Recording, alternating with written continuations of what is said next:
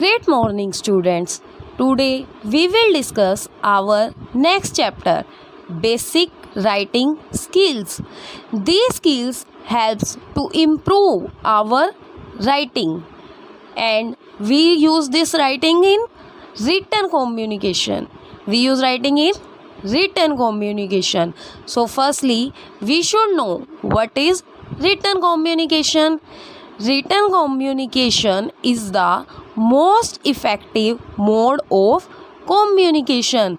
In last classes, we read three types of communication: verbal, non-verbal, visual.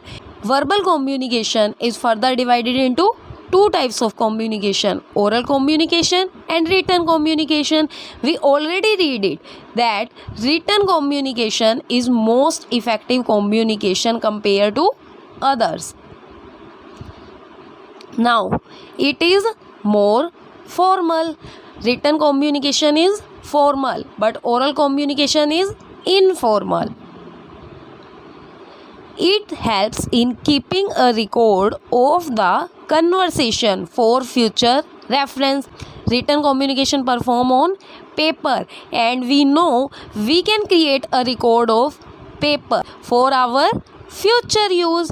That's why written communication helps in keeping a record of conversation for future reference. Next is 7 C's of communication.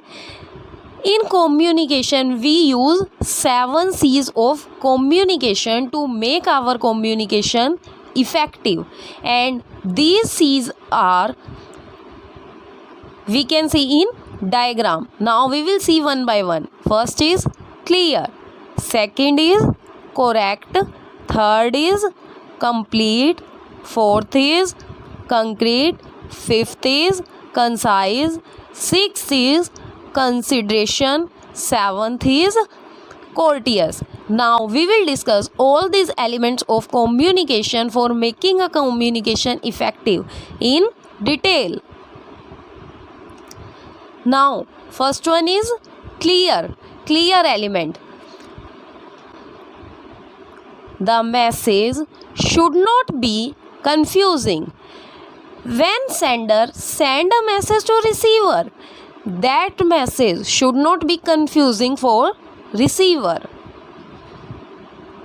The message should be clear and easily understandable to the receiver.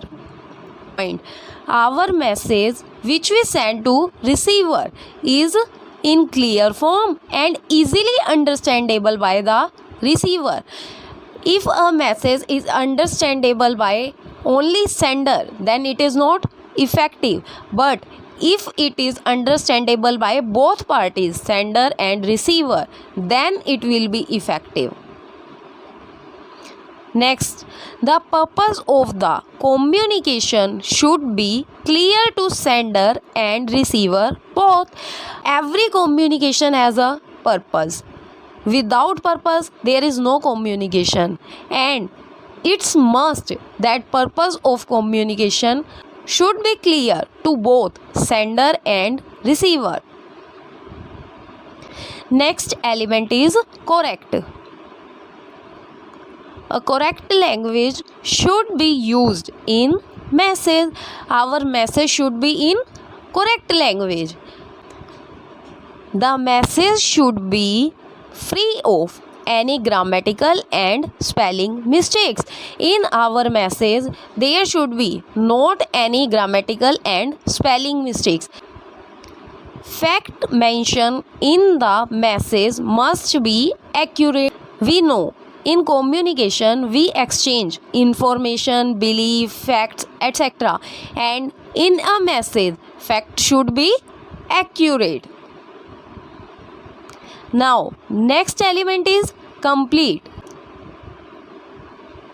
The message should be complete. It means a message should be complete. Which information is needed, it should be in message. It must include all the required information. The complete information gives answer to all the questions of the receiver. If we will provide a complete information to receiver, then it will help to provide all the answer of the questions by that message to receiver. Next is concrete. The communication should be concrete. That means communication should be accurate. There should be no chances of misinterpretation in communication. Next, all the facts and figures should be clearly mentioned in the message so that there should be no chances of misinterpretation, and every fact and figure will be clear to receiver. Next is concise. The message should be to the point. Our message should be to the point. We don't need a large number of paragraph in our communication. A short and brief message help to retain the receiver attention. Message should be short and brief in such a way that receiver can easily understand, because when message will be short, then we can retain receiver attention. If message will be large or complex, then receiver will not read that complete message. It saves time. If we send a short message, then it will save our time and receiver time both. Next element is consideration. The sender must take into consideration the receiver opinion, knowledge, mind, etc. When sender send a message should be created on the behalf of receiver opinion, receiver knowledge and receiver mindset. How he will read that message, how he will understand that message. We should consider all these points.